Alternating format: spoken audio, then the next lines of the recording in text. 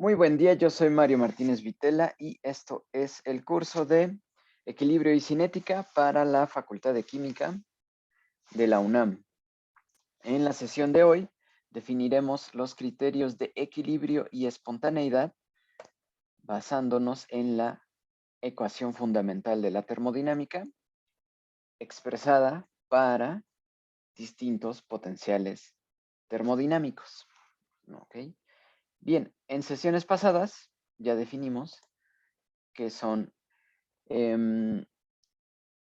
los conceptos de equilibrio. El equilibrio es la situación en la que las propiedades macroscópicas de un sistema ya no son función del tiempo, no dependen del tiempo. ¿Ok? Y definimos a un sistema de acuerdo a las paredes, ya sean móviles, rígidas, diatérmicas, adiabáticas, permeables o impermeables. Tenemos sistemas aislados, cerrados o abiertos. Y definimos también a los procesos como una transición entre dos estados de equilibrio, un estado inicial y un estado final. Esta transición definimos que la podemos llevar a cabo de manera cuasi estática, es decir, cambios diferenciales que nos llevan al estado final y que a su vez un proceso cuasi estático puede ser reversible cuando hago estos cambios diferenciales sin generar entropía. Bien. Recordemos que un sistema en equilibrio lo podemos clasificar de acuerdo a la respuesta a perturbaciones externas y hacíamos este ejemplo donde teníamos un estado metaestable donde una pequeña perturbación, cualquier perturbación, podría o no sacar a este estado de equilibrio. Es decir, dependiendo de la respuesta, esta respuesta es función de la magnitud de la perturbación. Si es capaz de sacar a este estado y llevarlo a otra zona energética. Eso es metaestable. Hicimos algunos ejemplos con líquidos subenfriados, como el agua dentro de un congelador que se congela espontáneamente. Esa agua líquida subenfriada está en un estado metaestable que una perturbación, como agitar esa botella o golpearla contra la mesa, es una perturbación que lleva al sistema a un estado estable, que es la condición del agua congelada. Ahora, un estado inestable es que cualquier perturbación va a llevarlo a otro estado, ¿no? Ya sea un estado metaestable o un estado estable, cualquier perturbación va a llevarnos al sistema a cualquier otra de esas condiciones. Y por último, un estado estable es que las perturbaciones afectan al sistema, pero siempre regresa al equilibrio. ¿Okay? Bien. Aquí vemos cómo delimitamos a un sistema a partir de las paredes, de las fronteras, si permite cambios de presión, flujos de energía o flujos de material. Y definimos a estas paredes como la delimitación del sistema con los alrededores, y los alrededores los definimos como la región que puede afectar al sistema. Todo lo que no sea el sistema o los alrededores constituyen al universo. Bien, de acuerdo a esta clasificación de paredes, podemos clasificar al sistema como aislado, si no hay ningún tipo de flujo, ni de energía, ni de material; cerrado, si se permite el flujo de energía, pero no se permite el flujo de material; y abierto, si se permiten ambos flujos. Hicimos hincapié que un sistema aislado es aquel que tiene paredes adiabáticas y que son consideraciones idealizadas, ¿no? Pretendemos llegar a esa condición, pero son idealizaciones. El sistema aislado con paredes completamente adiabáticas. Bien, tenemos nuestros tres tipos de procesos. Estas transiciones de un sistema hacia un estado final de equilibrio podemos llevarlo a cabo por un proceso a temperatura constante, un proceso a presión constante o un proceso a volumen constante. ¿Okay? Estas tres condiciones van a determinar cuál es la factibilidad de llevar a cabo un experimento. Si es más sencillo controlar la temperatura o la presión o controlar el volumen. Bien, entonces veíamos que un proceso cuasi estático tiene una infinidad de estados de equilibrio entre el estado inicial y el estado final. Son cambios muy pequeños, muy lentos, y si este proceso muy lento con cambios diferenciales se lleva a cabo sin generar entropía, es un proceso reversible. ¿Okay? De otra manera, si estamos generando entropía, es un proceso irreversible. Eso fue como un pequeño repaso de lo que hemos definido hasta ahora. Bien, en esta parte, esta ecuación que nos dice que el cambio de energía interna es igual a la temperatura por el cambio de entropía menos la presión por el cambio de volumen, es una representación de la ecuación fundamental de la termodinámica, donde tenemos a una función de estado, en este caso la energía interna, en función de una variable intensiva, la temperatura, multiplicando el cambio de una variable extensiva, que es la entropía. Y acá tenemos también una variable intensiva multiplicando al cambio de una variable extensiva, como es el volumen. Ahora vamos a utilizar las definiciones de los potenciales termodinámicos, que recordamos de nuestro curso de termodinámica. Los potenciales termodinámicos son funciones de estado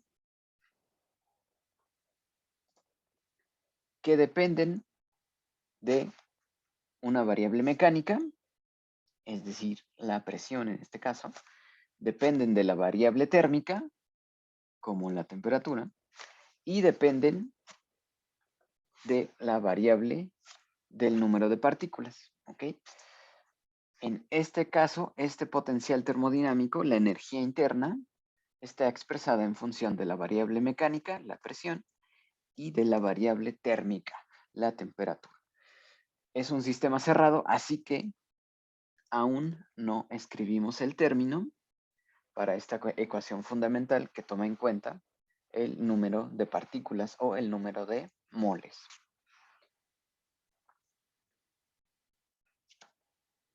Bien, vamos a ahora definir a un sistema que está en equilibrio y se encuentra aislado del universo. Es decir, este sistema que está delimitado por esta pared, estas paredes de color azul, ¿okay? Esto constituye al sistema y está en contacto con alrededores, todo lo que está de este lado. ¿Ok? Y los alrededores están aislados del universo por esta pared que es de mayor grosor. ¿Ok? Entonces tenemos un sistema cuyas paredes pueden ser diatérmicas, por lo que los alrededores pueden afectar al sistema. Lo que no va a afectar al sistema es el universo que se encuentra fuera de estos alrededores y delimitados por esta pared aún más gruesa. ¿Ok? Bien.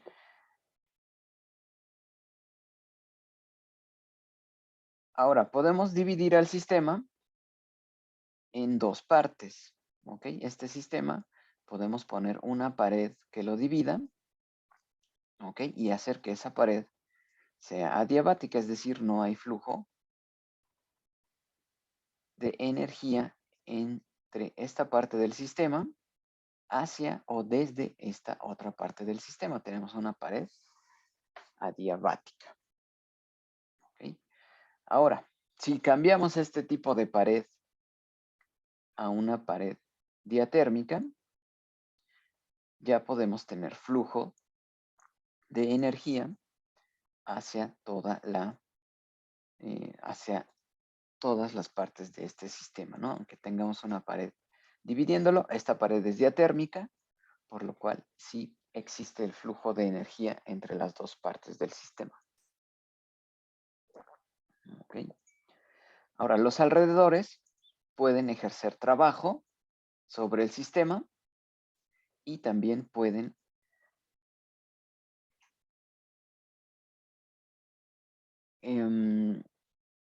dirigir calor hacia el sistema o recibir calor desde el sistema. ¿Ok? Entonces, en el equilibrio vamos a definir que la energía interna del sistema, el volumen del sistema y el número de moles son constantes. Ya no dependen del tiempo.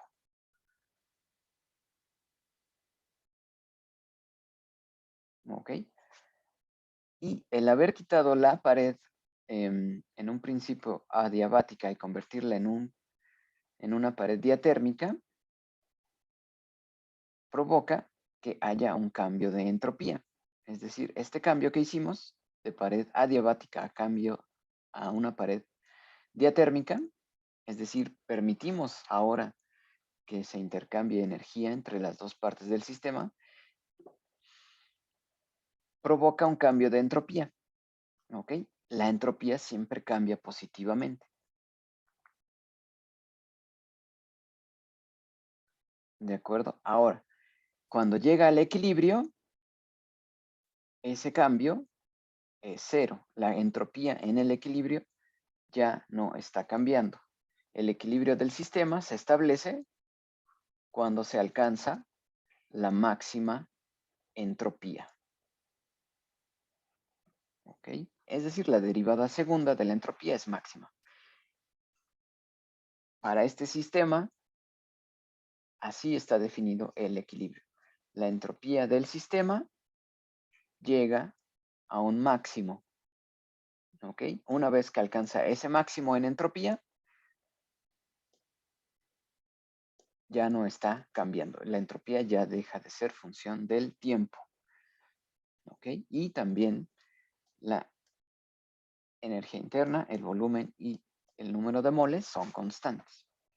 ¿Ok? Así que tenemos a este primer criterio de equilibrio.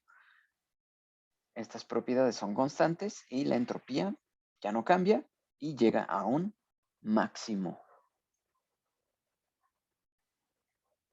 Bien.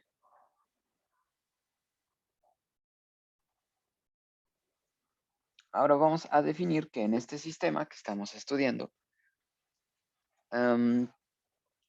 los alrededores les asignamos una temperatura y una presión. ¿Ok? Si aplicamos la primera ley de la termodinámica,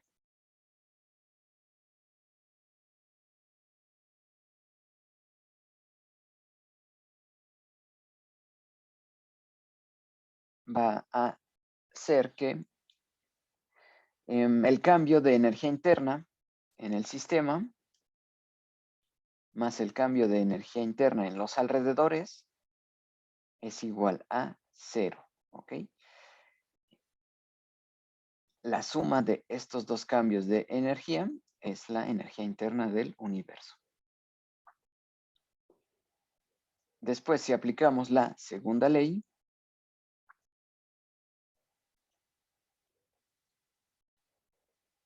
nos dice que el cambio en entropía en el sistema más el cambio de entropía en los alrededores, por la segunda ley, debe ser mayor a cero, y en el equilibrio deja de cambiar, ¿no?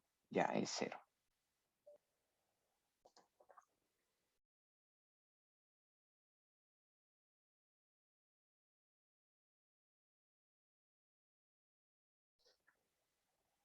Bien.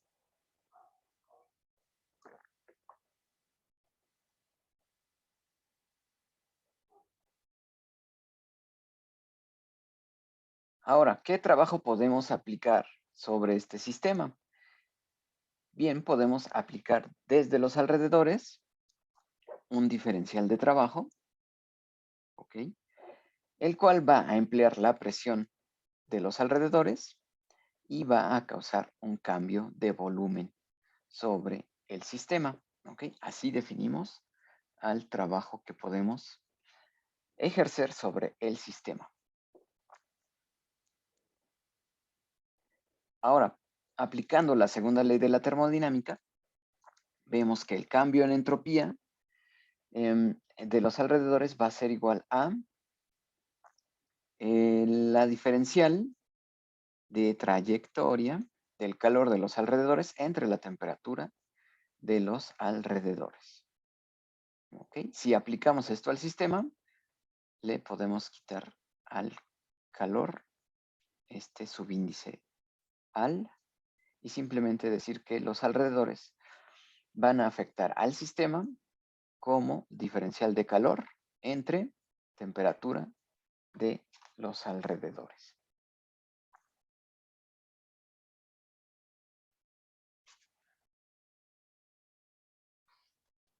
¿Ok? Entonces definimos que si conocemos la temperatura y presión de los alrededores, podemos definir cómo afectan al sistema, definiendo al trabajo en función de la presión y del cambio en volumen y definiendo el cambio de entropía visto como diferencial del calor entre la temperatura de los alrededores. Bien, ahora, ¿cómo cambia la energía interna? ¿Ok? La energía interna por la primera ley cambia como la suma del cambio en el calor más el cambio en el trabajo. ¿De acuerdo? Y sustituimos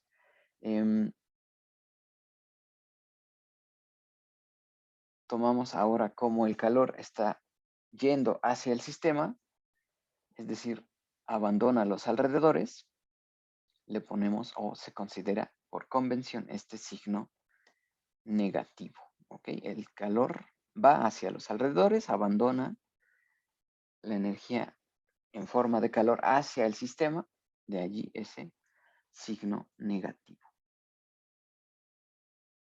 ¿Ok? Entonces, al poner este signo negativo, estamos hablando del calor del sistema, ¿no? Del cómo cambia el calor en el sistema, más la presión por el diferencial del cambio en el volumen del sistema.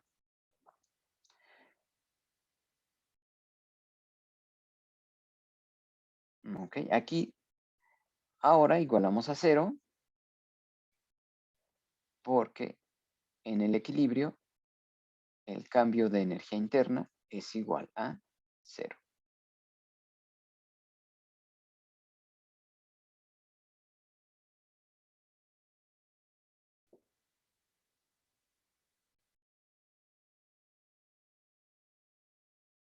¿Ok? Y aprovechamos la definición de entropía para sustituir la expresión del calor y expresarla como temperatura de los alrededores por el cambio de entropía menos diferencial de energía interna menos presión del sistema, que es el trabajo volumétrico,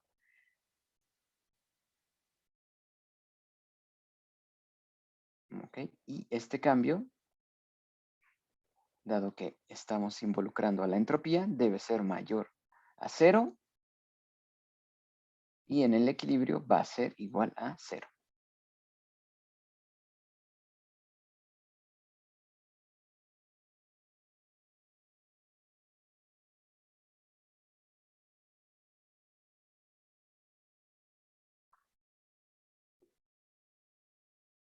¿Ok? Esta expresión del lado derecho es la segunda ley de la termodinámica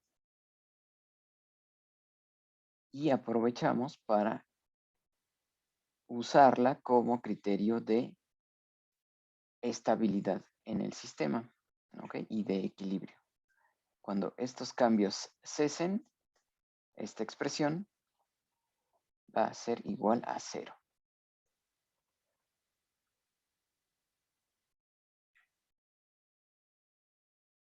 Bien, ahora vamos a rearreglar la ecuación que encontramos, definiendo el trabajo y el calor que afectan a este sistema. ¿Ok? Bien, aquí ya está. La ecuación que encontramos está rearreglada de esta forma. Esta entonces es la ecuación fundamental de la termodinámica y nos dice que el cambio de energía interna más el trabajo volumétrico menos el calor, rearreglándola, nos dice que esto debe ser menor o igual a 0.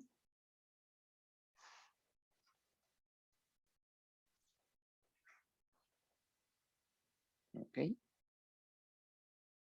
Va a ser igual a 0 cuando llegue al equilibrio.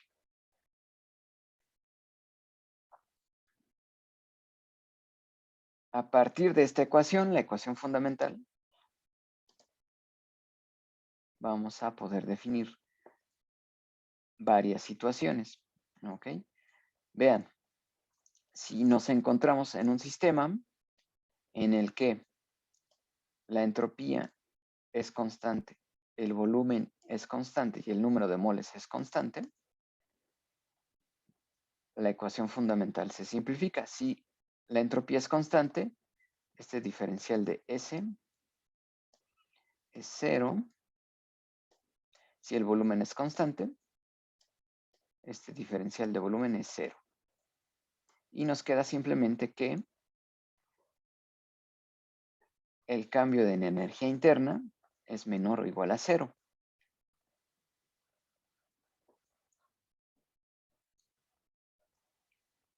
¿Ok? Es decir, es negativo. Si sucede un cambio en este sistema, la energía interna va a ser negativa y en el equilibrio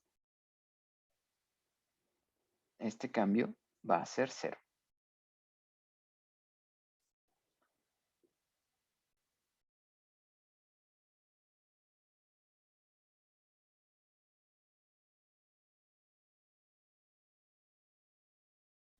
Eso sería como el primer caso, ¿no?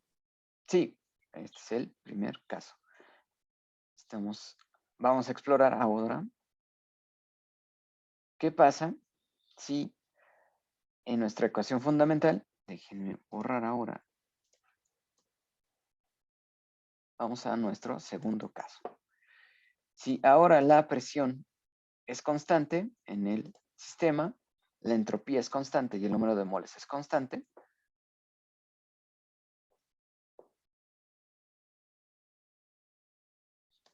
podemos decir que el cambio de entropía desaparece, S es constante, pero nos queda esta expresión diferencial de U más P de B. ¿Ok? Esta expresión, por propiedades de las diferenciales, la puedo expresar como la diferencial de U más el producto presión-volumen. ¿Ok? Y eso es entonces menor a 0 y en el equilibrio va a ser igual a 0.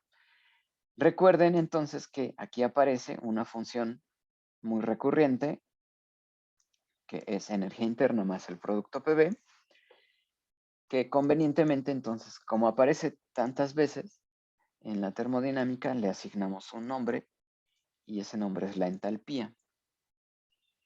¿Ok? Entonces, cuando afectamos a un sistema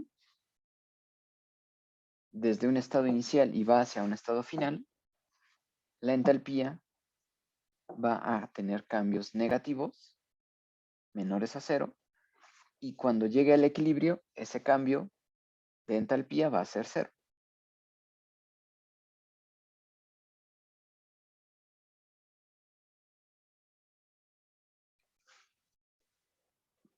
Ahora vamos a el siguiente caso.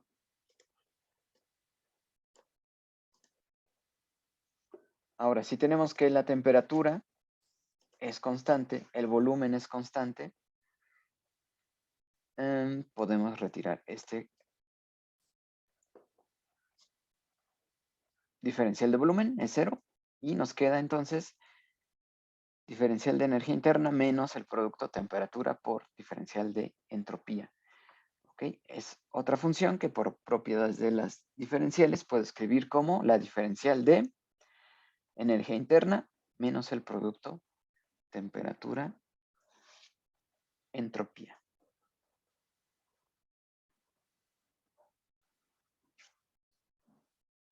¿Ok? Esta expresión también aparece en muchas ocasiones y entonces le asignamos un nombre. Esta es la energía interna, bueno, la energía libre de Helmholtz o solamente energía de Helmholtz. ¿Ok? Entonces, vean que en un sistema donde la temperatura, el volumen y el número de moles es constante, el criterio que nos permite saber si un proceso se lleva a cabo es cuando esta expresión es menor a cero. ¿Ok? En el equilibrio va a ser igual a cero.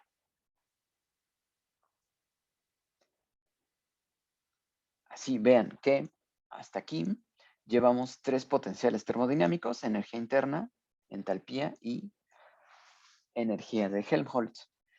Dependiendo de las variables que están manteniéndose constantes, podemos monitorear y tener un criterio primero de espontaneidad, es decir, si la energía interna tiende a un mínimo, el proceso es espontáneo. Si la entalpía tiende a un mínimo, el proceso es espontáneo.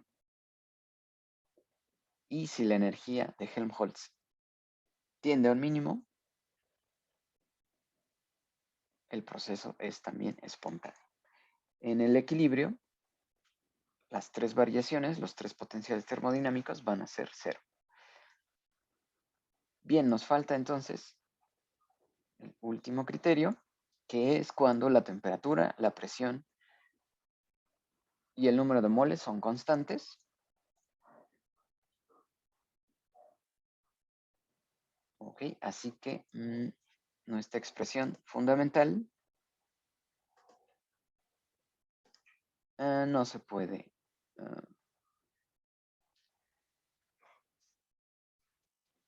simplificar por diferenciales, pero lo puedo escribir como esta combinación de diferenciales.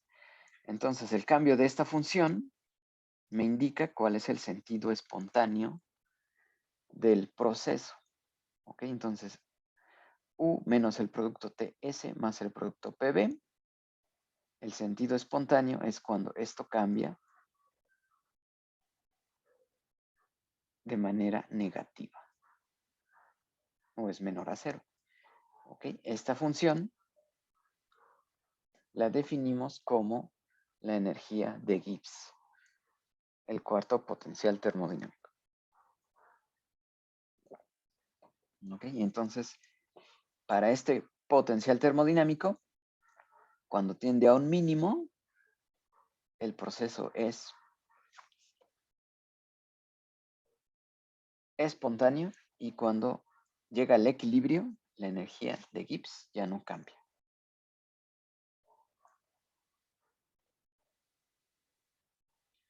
Ok, entonces, ¿qué fue lo que hicimos? Establecimos para un sistema en equilibrio, donde solo le afectan el calor y el trabajo de los alrededores, la temperatura y presión de los alrededores, escribimos la ecuación fundamental de la termodinámica, donde, vean, aquí está la expresión del diferencial de trabajo, función de trayectoria.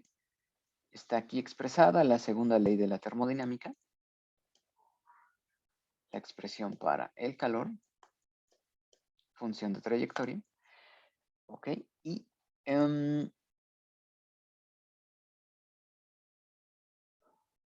estos dos términos entonces modifican la energía interna del sistema. Ok, el sentido espontáneo del proceso depende de qué variables estamos controlando. ¿Ok? Dependiendo de qué variables se mantengan constantes, esta ecuación fundamental se simplifica de distintas maneras, de estas 4 maneras. Entonces, los cambios de energía interna, si tienden a un mínimo, si la energía interna tiende a un mínimo, ese es el sentido espontáneo. Si la entalpía tiende a un mínimo, es el sentido espontáneo.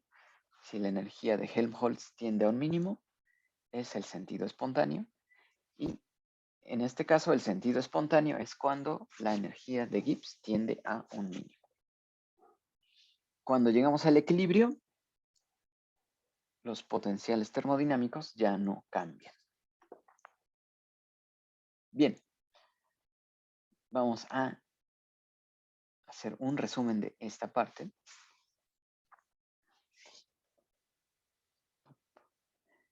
Bien, vean que el primer criterio de equilibrio que usamos fue, al inicio de la sesión, mantener la energía interna, el volumen y el número de moles constantes.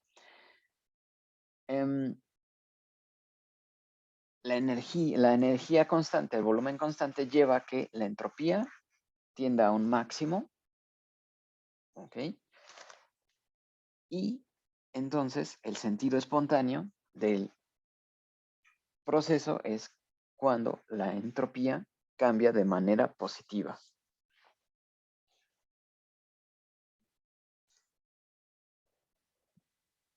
Cuando monitoreamos las variables, controlamos las variables entropía, volumen, vimos que la ecuación fundamental nos indica que la energía interna tiende a un mínimo, es decir, el cambio en energía interna es negativo.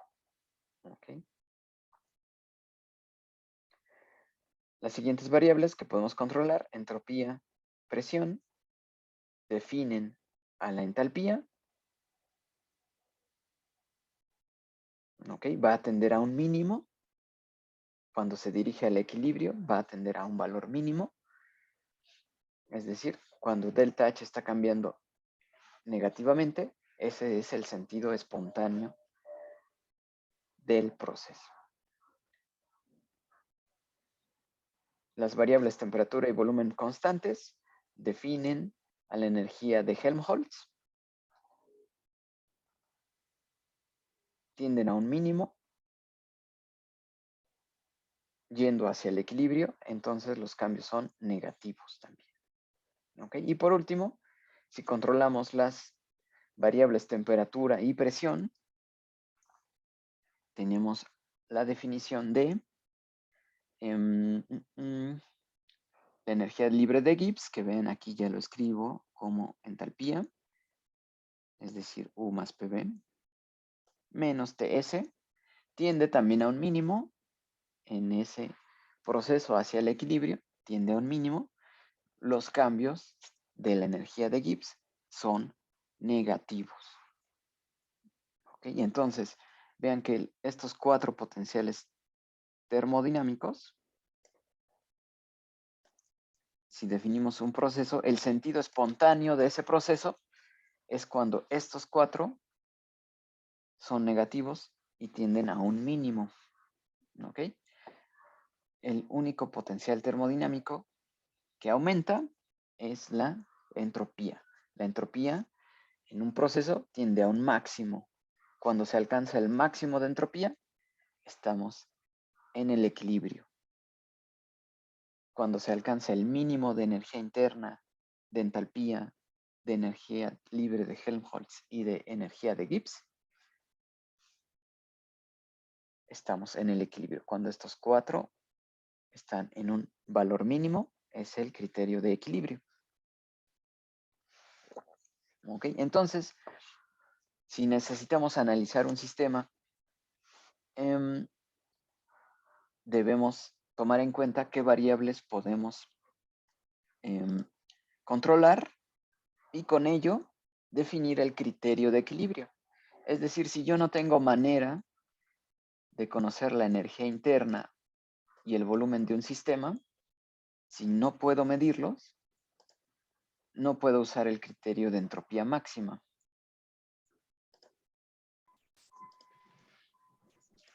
¿Ok? Entonces, ese criterio no me serviría para saber si mi sistema, donde necesito conocer la energía interna y el volumen, no podría usar ese criterio. ¿Ok? Pero si puedo controlar, por ejemplo, temperatura y volumen, me convendría usar la energía de Helmholtz como criterio de equilibrio. ¿Ok? Porque la temperatura y el volumen experimentalmente sí son más sencillas de controlar. Lo mismo si quiero controlar temperatura y presión, si soy capaz de controlar esas dos variables, me conviene usar a la energía de Gibbs como criterio de equilibrio. ¿Ok? Bien.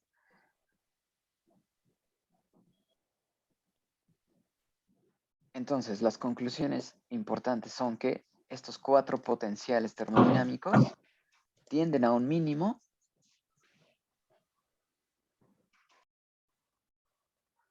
cuando el proceso es espontáneo. Tiene valores negativos, estos cuatro potenciales termodinámicos. El potencial ¿sí? Hay una duda. La A es la de Helmholtz y la G es de la energía de Gibbs. Así es. Ah, ok, gracias, gracias.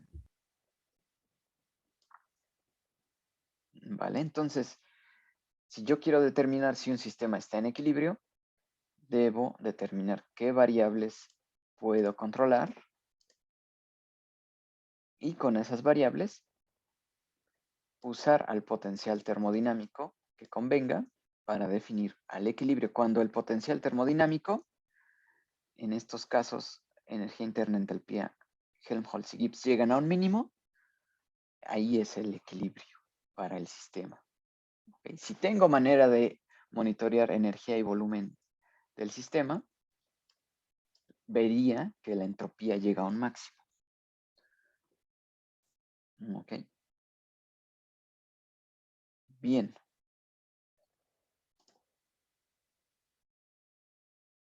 Ahora vamos a escribir la ecuación fundamental de acuerdo a las variables que podría pretender controlar. ¿Ok? Por ejemplo, vamos a manipular la expresión de la energía interna, ¿no? La ecuación fundamental está escrita en función de entropía y de volumen. ¿Ok? La entropía no tengo manera de medirla, ¿ok? Solamente indirectamente. Entonces vamos a expresar a la entropía de esta manera. Vamos a despejar la entropía de la ecuación fundamental.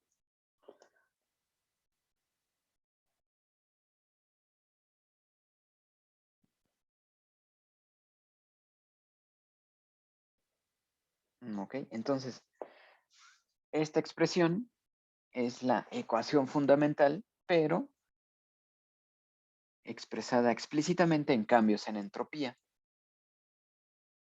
¿Ok? Después tenemos la ecuación fundamental explícita en la entalpía.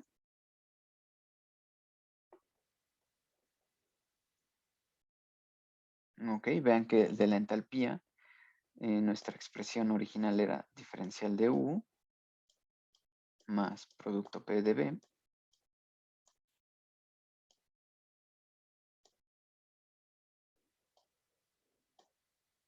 más volumen diferencial de presión. Ok, y simplificamos.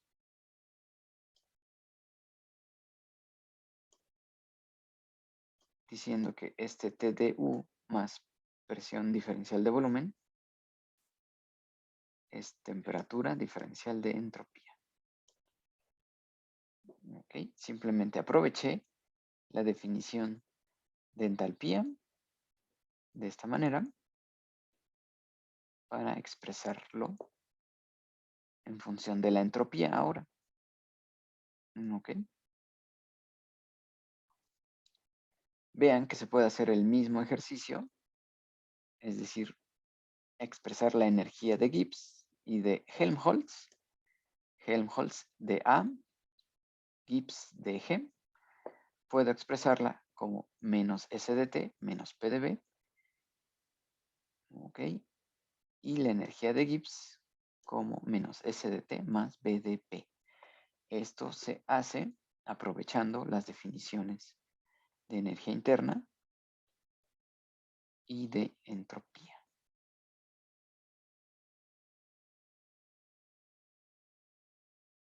Okay. Vean entonces que,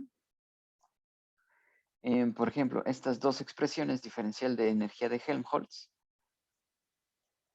ahora está escrita en función de cambios de temperatura y en función de cambios de volumen.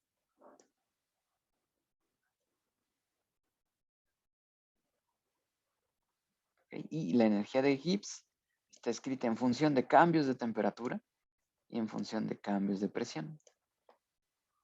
Cosas, bueno, variables termodinámicas, temperatura, volumen y presión, que puedo medir y puedo controlar. Temperatura, volumen y presión. Entonces vean que de los 5 potenciales termodinámicos, las variables que puedo controlar con mayor facilidad son las que corresponden a las energías de Gibbs y de Helmholtz. ¿Ok?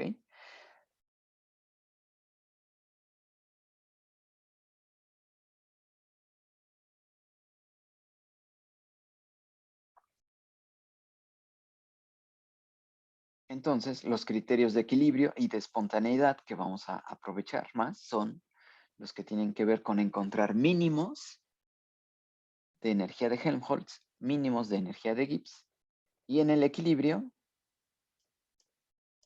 estos dos potenciales son cero.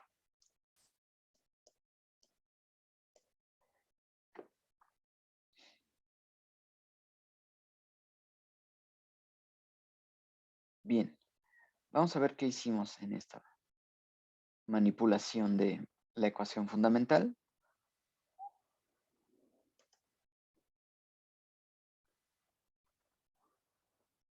Bien, vamos a estudiar el concepto de la transformada de Legendre. Bien, esta es la expresión que encontramos a partir de la ecuación fundamental. ¿Ok? Definimos a la energía de Gibbs como la suma de la energía interna más el producto PV menos ST. ¿Ok? A esto, U más PV, también le llamamos entalpía. Bien. La transformada de Legendre hace un cambio de dependencia. Es decir, vean que la energía de Gibbs va a ser función de lo que le ocurra a la energía interna, es función de lo que le ocurra a presión, al volumen, y es función de lo que le ocurra a la entropía y a la temperatura. ¿Ok? Entonces, vamos a hacer tenemos estas dependencias. Vamos a cambiar estas dependencias. Es decir, que hagamos que en vez de que dependa de entropía, dependa de temperatura, o que en vez de volumen, dependa de la presión. Eso es la transformada de Legendre, un cambio de dependencia. Ok, vean, todos los cambios que puede tener la energía de Gibbs por propiedades de las diferenciales, todos los cambios son de este estilo. Es decir, todo lo que le ocurra a la energía interna, más manteniendo constante la presión por todos los cambios del volumen, más el volumen por todos los cambios de presión, menos la entropía por todos los cambios de temperatura, menos la temperatura por todos los cambios de entropía. ¿Ok? Esa es la expresión que llamamos diferencial total, ¿no? Todos los cambios que puede tener la energía de Gibbs. De estas variables depende, de estos cambios.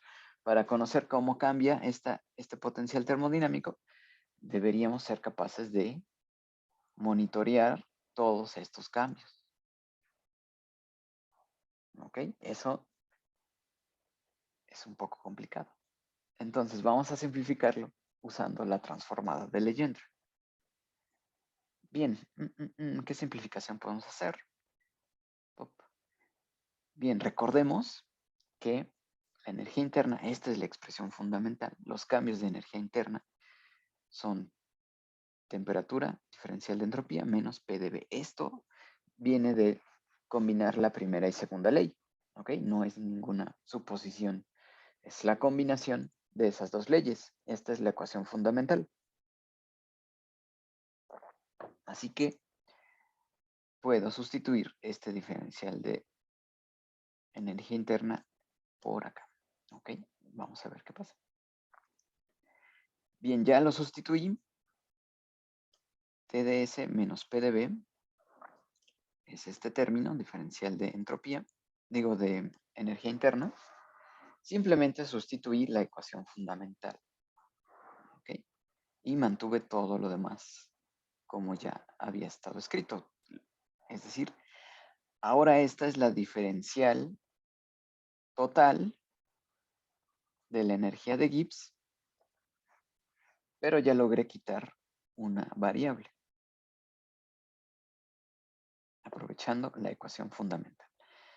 Ahora, por inspección, vemos que podemos simplificar. Vean que T diferencial de S aparece aquí, signo positivo, pero aparece acá también con signo negativo. Entonces, podemos simplificar este término y vean entonces que ya quité una dependencia, ya no necesito conocer cambios de entropía. ¿Ok? Podemos seguir simplificando. Menos PdV aparece con signo negativo. Aquí aparece con signo positivo. Podemos entonces eliminar también. Ya quité otra dependencia. Ya no necesito conocer cambios de volumen. ¿Ok? Entonces, la expresión para la energía de Gibbs, los cambios de la energía de Gibbs, vean, partimos de todos los cambios, todo el cambio de este potencial termodinámico dependía de todas estas variables. Aprovechamos la definición de energía de los cambios de energía interna. Eso nos permitió simplificar la expresión, pero siguen siendo todos los cambios de la energía de Gibbs. ¿Ok? Entonces, todos los cambios de la energía de Gibbs ahora son iguales a el volumen por cambios de presión menos la entropía por cambios de temperatura. ¿Ok? Entonces, todos los cambios de la energía de Gibbs ya solo dependen de que yo determine cómo está cambiando estas dos variables, la presión y la temperatura. ¿Ok? Entonces, vimos que el criterio de espontaneidad para un proceso es que disminuya la energía de Gibbs, que tienda a un mínimo. Y en el equilibrio, esta expresión debe ser igual a 0. ¿Ok? Es decir, los cambios de la energía de Gibbs en el sentido espontáneo son menores a 0, tienden a un mínimo. Y en el equilibrio, ese cambio ya es 0.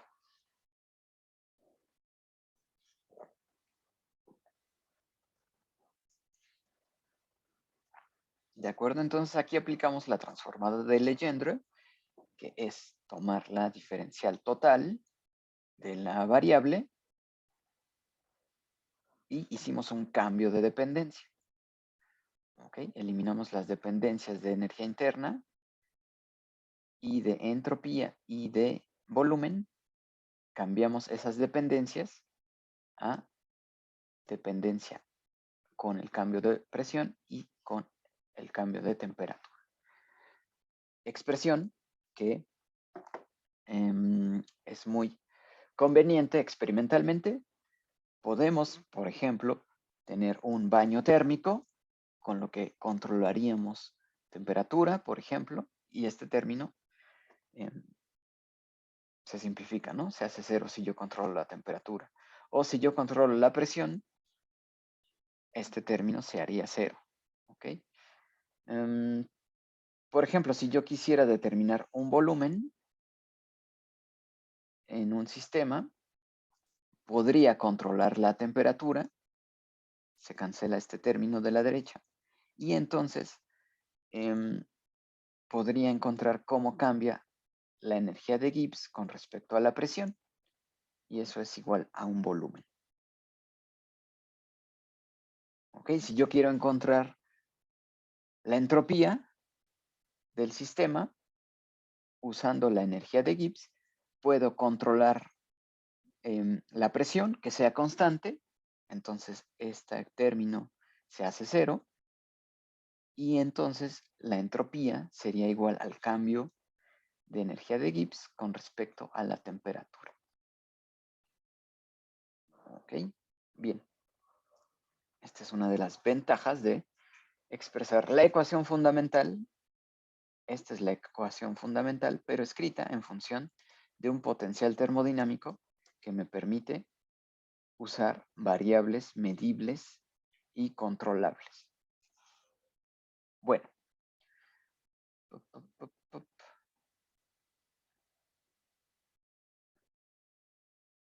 Ok. Bien, como última parte de la sesión, vamos a aprovechar la expresión de la ecuación fundamental para este sistema, donde podemos afectar mediante calor de los alrededores y ejerciendo trabajo sobre el sistema.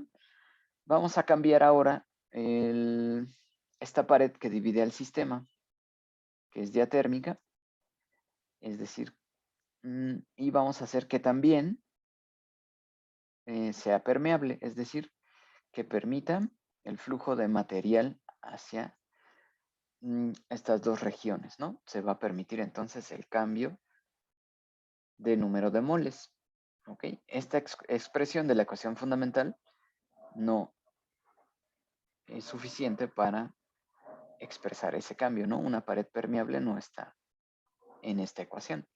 Vamos a escribirla entonces.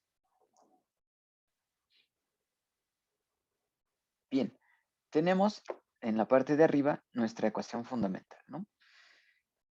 Que combina el calor y el trabajo. Bien, entonces, yo quiero encontrar una expresión para esta variable que es la energía interna del sistema. ¿Ok? ¿De quién es función la energía interna? Bien, hasta ahora sé que es función de la entropía y del volumen. ¿Ok? Pero ahora, como la pared es permeable, quiero que sea función del número de moles. ¿Ok? De todas las especies que haya dentro de ese sistema. ¿Ok? Entonces, si el sistema depende ahora también de la cantidad de sustancias, de todas las sustancias, desde la sustancia 1, número de moles de 1, número de moles de la especie 2, hasta número de moles de la especie K, voy a escribir la diferencial total de la energía interna. ¿Ok? Bien. La diferencial total de la energía interna es igual a los cambios de la energía interna con respecto a la entropía, ¿okay? Porque depende de esta variable, cuando las otras variables son constantes, volumen y el número de moles por los cambios de entropía. ¿Okay? Esta es la estructura formal de una diferencial total. ¿Okay? Estas diferenciales parciales simplemente me están indicando que la energía interna depende de más de una variable. Estamos monitoreando esos cambios. Bien, la siguiente variable de la cual depende la energía interna es el volumen. Entonces, pongo cómo varía la energía interna con respecto al volumen cuando la entropía y los moles son constantes por el cambio en volumen. ¿Okay? Y ahora, esto es lo nuevo, vamos a tomar en cuenta cómo cambia la energía interna con respecto al número de moles de la especie I cuando la entropía, el volumen y los moles de las sustancias que no sean I son constantes. ¿Ok? Por el diferencial de moles de I. Vean que voy a tener esta expresión, esta parcial por esta diferencial. Voy a tener una de ellas por cada especie que yo tenga. Por eso le ponemos aquí una suma. ¿Ok? Si solamente tengo un término, bueno, solamente sumo un término, que sería de la especie 1. Si tengo dos especies en el sistema, bueno, esta suma se expande y serían el cambio de la energía interna con respecto al número de moles de la especie 1, diferencial de moles de la especie 1, más el cambio en energía interna con respecto al número de moles de la segunda especie. ¿Ok? Por eso es esta suma.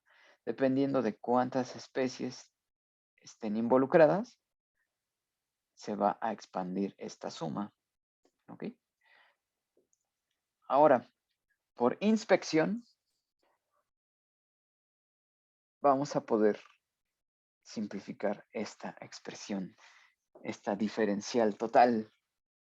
¿Ok? Vamos a hacer una inspección. Vemos que la ecuación fundamental nos dice que los cambios de entropía aparecen aquí, arriba, y también aparecen en la expresión de la diferencial total. ¿Ok?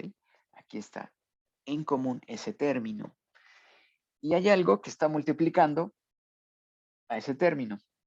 ¿Ok? Aquí es una parcial de la energía interna con respecto a la entropía. Y en la ecuación fundamental, lo que está multiplicando a la diferencial de entropía es la temperatura. Entonces, por inspección y por comparación, definimos a la temperatura como el cambio de energía interna con respecto a la entropía cuando el volumen y los moles son constantes. ¿Ok? Entonces, toda esta parcial le puedo llamar temperatura.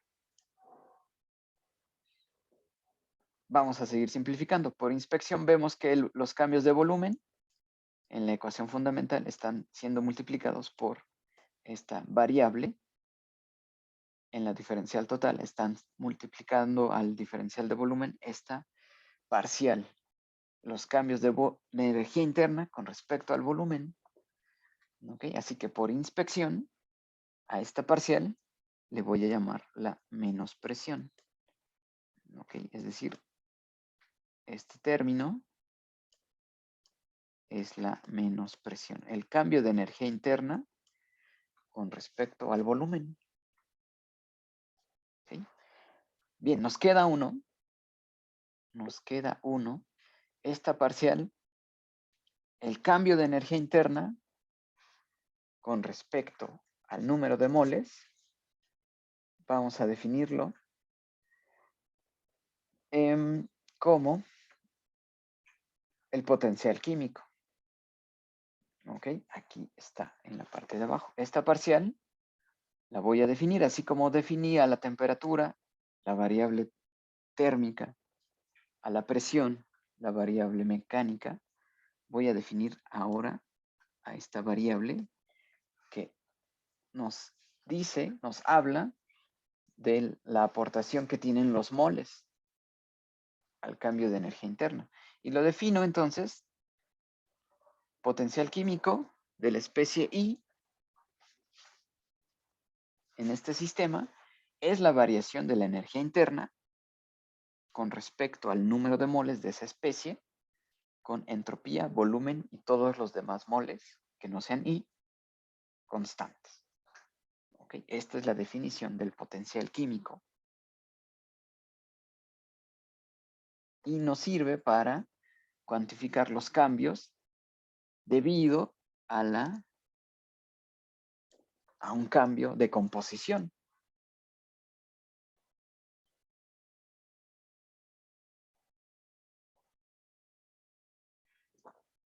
¿Ok? Entonces podemos simplificar esta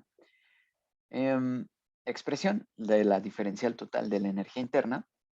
Ya podemos escribir que esas parciales que nos ayudaron a cuantificar los cambios con todas las variables, esta última parcial es el potencial químico. Bien, voy a escribirlo más sencillo. Bueno, vamos a quitar estas parciales. Ok, ya definimos al potencial químico. Ok, bien.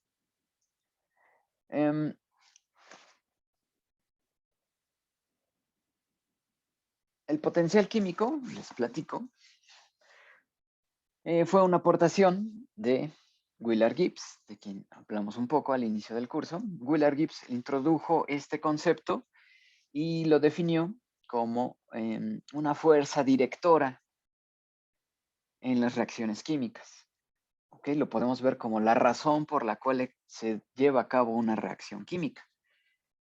Es decir, este cambio de energía interna con respecto al número de moles. Entonces, mediante este potencial químico, podemos determinar o describir sistemas abiertos, ¿ok? Donde haya un cambio de composición debido a que el sistema está recibiendo material o está expeliendo material hacia los alrededores. Y también podemos describir a sistemas cerrados donde hay un cambio de composición. Es decir, un reactor. ¿Ok? Estoy generando una especie química. El potencial químico nos va a describir cómo es ese cambio debido a la aparición de una especie química. ¿Ok? Entonces vean que el potencial químico tiene una función análoga a la temperatura y a la presión.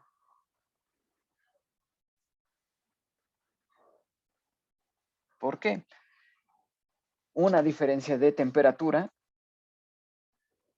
impulsa la tendencia del calor de transferirse entre dos cuerpos. ¿Ok? La transferencia de calor entre dos cuerpos va a ser mayor si hay mayor diferencia de temperaturas. ¿Ok?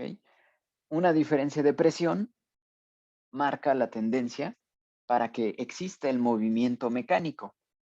¿Ok? Entre mayor sea la diferencia de presiones entre dos partes del sistema, mayor será el movimiento mecánico que se observa.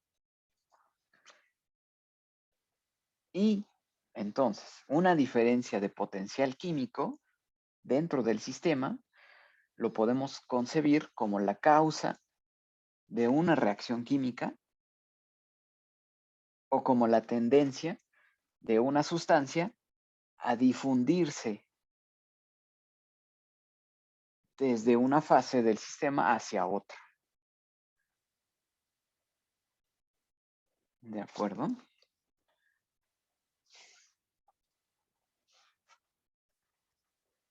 Bien. Le vamos a dejar aquí esta sesión. Entonces, en esta sesión definimos a través de la ecuación fundamental los criterios de estabilidad y de equilibrio para un sistema, es decir, monitoreamos los potenciales termodinámicos y dependiendo de el sentido que se observe en esos potenciales termodinámicos, podemos definir si un proceso es o no espontáneo. ¿Okay? En el caso de la entropía, el proceso es espontáneo si aumenta la entropía, si tiende a un máximo.